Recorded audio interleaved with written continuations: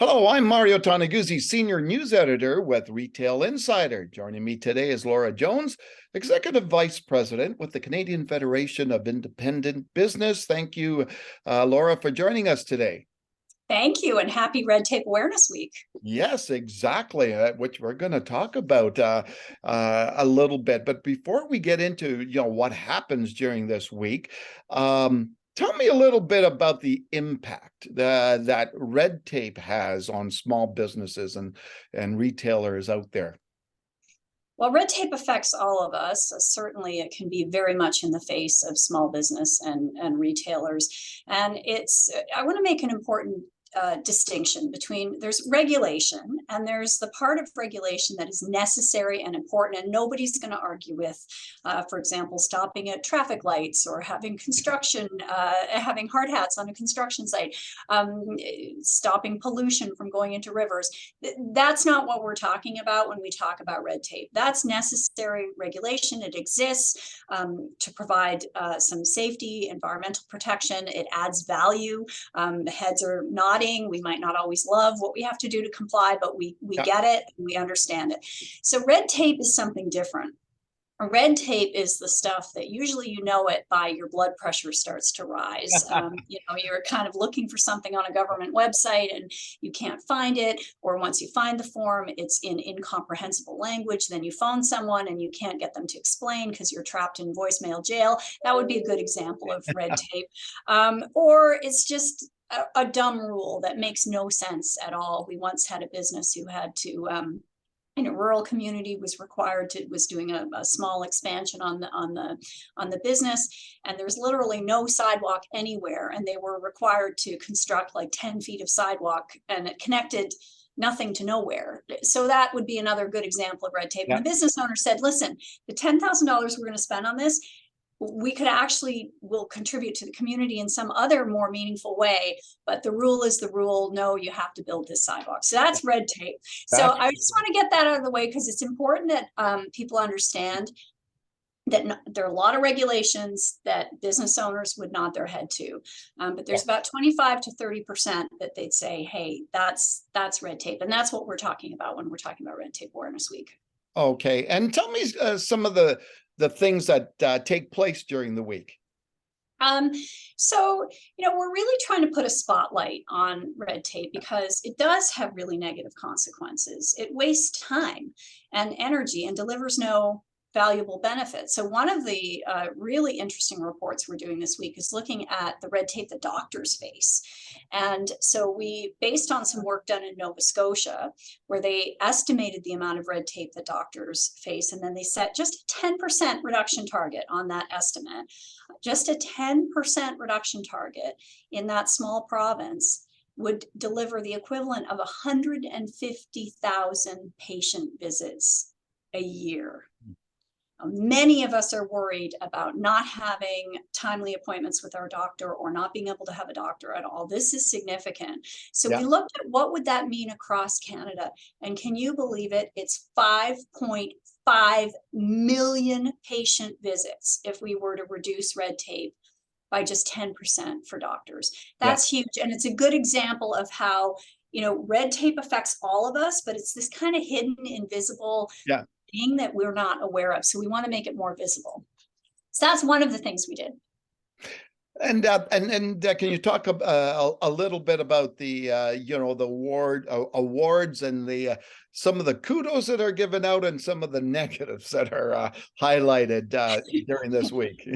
So each year we give out a paperweight award, and it's one of my favorite. But it's to really, again, highlight this difference between necessary regulation and red tape. Pretty hard to beat Service Canada for the passport fiasco. So there was no one even close when we were looking at the nominations this year. And we did some public opinion polling and found about 80% of people who renewed their passports had some kind of trouble, and 5% even paid someone to stand in line. About a quarter of the people trying to renew their passports had to change travel plans. So there's really no excuse for that. And a passport is a pretty basic thing that government does for its citizens. Like, we've got a little bit of a problem when we have long lines and delays in with respect to that. We Yeah. also give out grades we do a red tape report card. Yeah. And we grade all the provinces and on their performance, and the federal government as well on that. And we're looking there at, are you measuring? Are you reporting? Are you being accountable to the public with respect to this burden? We also look at the number of rules and whether there's political leadership. And so we changed the criteria a little bit. We only have one A- is the highest grade. So there's some work to do, bunch of Bs, B plus, B pluses, and some in the lower category. So there's some definite work to do there. How long have you guys been doing this week? This is our 14th year. Feels like yesterday to me. And people often say, what the heck? Like, what is this about? Like, how did you get the idea? And it's just business owners are so frustrated by this, and individuals too. And it just doesn't get the same kind of attention as taxes, spending, and it really should.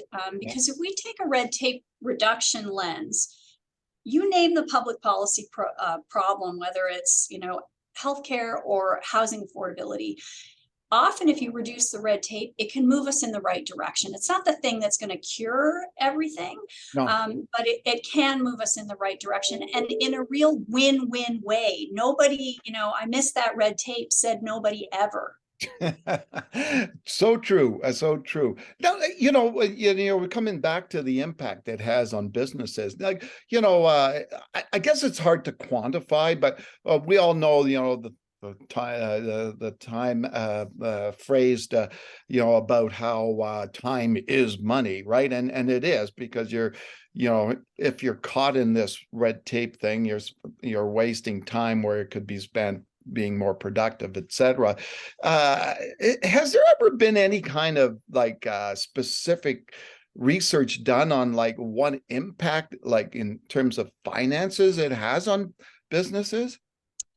Well, you're raising a good point, because there's not nearly enough research on this topic. Again, why we want to put a spotlight on it. But we've done CFIB has done some estimates of the amount of time and money that it costs businesses. And so last year we released a report, and we estimate that the total cost of regulation to businesses across Canada is north of $40 billion a year.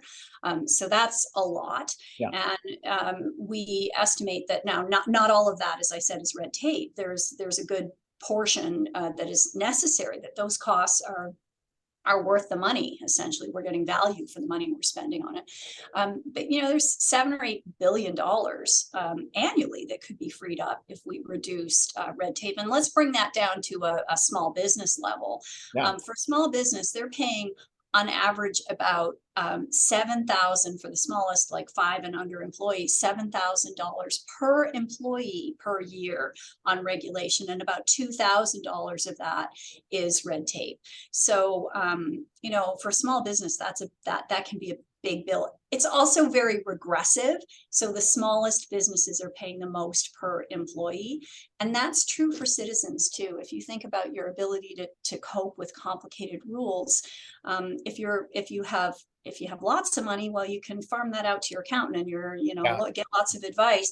If you're low income, and if you're really vulnerable, you really don't have people to help you. You're doing this, and it comes at the expense of your time with your family, and it's very stressful. It's hard on your mental health. Well, and just one last thing, Laura, let's talk about how impactful this is. You guys have spoken quite a bit in the last couple of years about the impact that COVID has had on all these small businesses. Bring us up to date on what the average debt is that has been incurred by Canadian businesses, and also what percentage are quote unquote at normal sales. Yeah, well, most businesses aren't currently back to normal sales.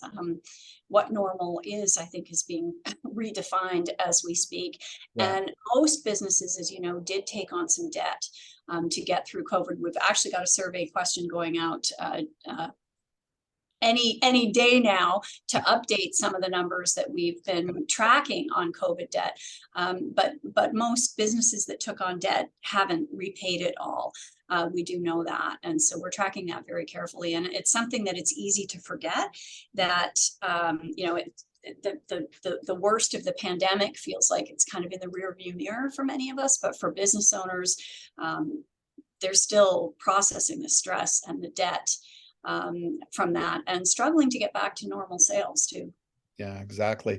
Well, thanks very much, Laura, for joining us today. Thank you. All right, that was Laura Jones, Executive Vice President of the Canadian Federation of Independent Business. I'm Mario Toneguzzi, Senior News Editor with Retail Insider. Thanks for joining us today.